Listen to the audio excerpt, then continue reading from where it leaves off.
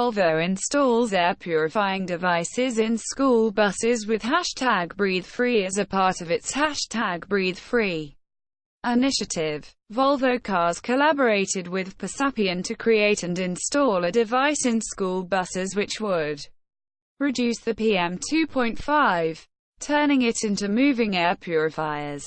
Aiming to help create a sustainable future, Volvo mobilized school buses as a symbol of children being the agents of change and future leaders. Upcoming Tata Altroz awarded 5 stars in Global NCAP Adult Safety Rating. Tata Altroz has received a 5-star adult safety rating from Global NCAP, a global car assessment program, cementing its position as the safest India-made hatchback.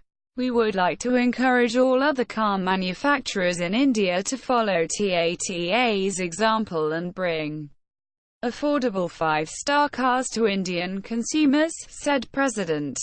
Global NCAP. Tata Altroz is launching on January 22, 2020. TVS Motor forayed into EV market with the scooter TVS iQube electric. TVS Motor has forayed into electric vehicles market with TVS iQube electric. Designed with high-tech features, the TVS iQube electric delivers a range of 75 km under eco mode, providing a top speed of 78 km/h. It is equipped with next-gen smart Xconnect technology and powered by 3 Li-ion battery packs and a silent motor to keep you connected on the go. Tesla hits $100 billion value.